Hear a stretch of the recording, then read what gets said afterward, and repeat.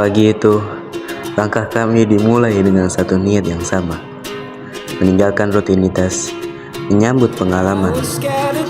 Di balik tas yang terisi dan senyum yang belum sepenuhnya terbangun, tersimpan harapan akan cita-cita baru yang menunggu untuk ditemukan. Perjalanan ini bukan sekadar berpindah dari satu tempat ke tempat lain, melainkan sebuah proses mengenal dunia dengan cara yang lebih dekat, melalui kebersamaan, kelelahan, tawa, dan keajaiban kecil di sepanjang jalan. Dari sinilah kisah kami dimulai.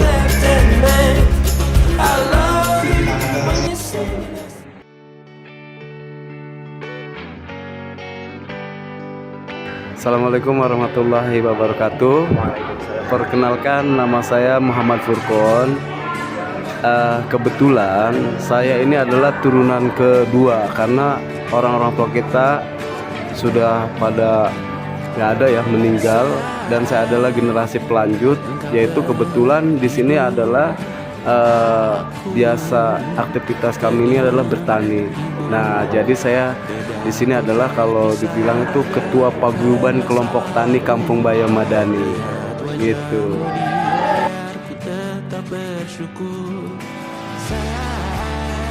Ya, di mana ada beberapa yang kita sampaikan bahwasanya di sini di Kampung Susun Bayam ini ada aktivitas yang berbeda-beda.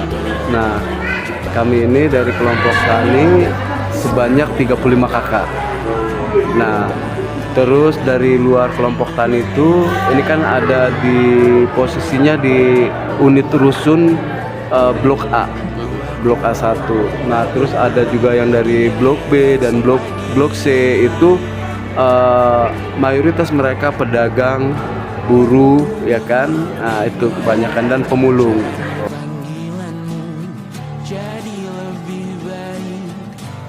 Cita-cita kami ini sebelum mencapai harapan ini, cita-cita kami ini kampung ini menjadi kampung percontohan, karena seyogianya supaya sesuai dengan namanya, ya kan, kelompok tani Kampung Bayam Madani. Artinya Madani itu memang sudah mandiri kan, udah kuat kan gitu, sehingga kami ingin menjadi kampung percontohan. Kenapa kami ingin menjadi kampung percontohan? Miris dengan situasi dan kondisi ini, di tengah kota pertanian itu diabaikan oleh pemerintah.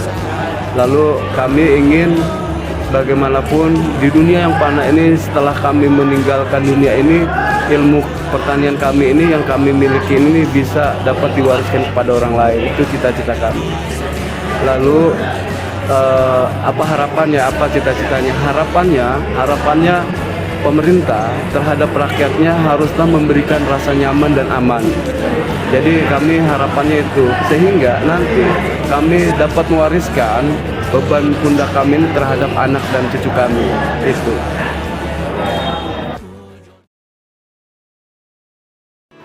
Nah, karena sementara kita terdahulunya ini sudah masa jabatannya Pak Anies Rashid Baswedan, ini adalah bagian dari penataan kampung, di mana ada Jakarta International Stadium itu dibangun. Nah, kami juga dibangun juga peradabannya. Iya, karena Jakarta International Stadium ini kan untuk memfasilitasi pelayanan publik, ruang publik. Nah, namun Anies Rashid Baswedan itu tidak meninggalkan apa yang dulunya ada, ya kan, tidak dihilangkan. Tempat tinggalnya ada, maksudnya rumahnya ada, kebunnya ada di sini. Nah, kami sebagai petani itu tidak kehilangan. Namun yang sangat disayangkan, di mana penataan kampung yang sudah ada keputusannya, keputusan gubernur tahun 2022 kayaknya ya, 2022 atau 2021 saya lupa. Nah itu memang di sini adalah penataan kampung di mana yang untuk warga Kampung Bayam, terutama adalah kelompok tani Kampung Bayam Madani. Nah di 2022 itu ya sudah purna baktinya. Inilah yang sangat memprihatinkan ketika pemimpin yang arif dan bijaksana terhadap masyarakatnya berubah menjadi kebijakan yang sangat tidak diharapkan norma-normanya, di mana rakyat itu pemerintah berkewajiban untuk memberikan haknya, layak hidup masyarakatnya. Namun ini tidak diberikan dengan mudah. Banyak penghalang dan kendalanya.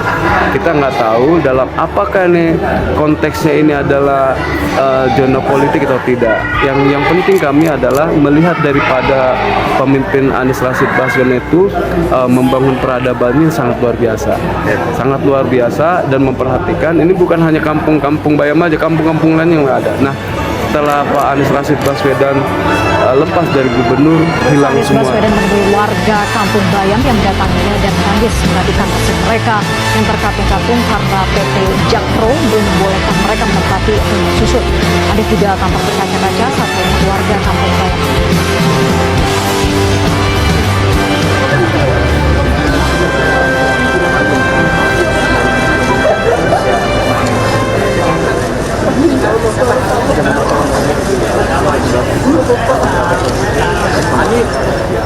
Warga Kampung Bayam sengaja mendatangi Anies di acara Desak Anies di Jakarta Selatan untuk mengadukan nasib mereka yang seakan dipermainkan oleh PT Jakpro dan Pemprov DKI Jakarta saat ini, yang mana mereka belum juga dapat menempati rumah susun yang dibangun Anies pada tahun 2022.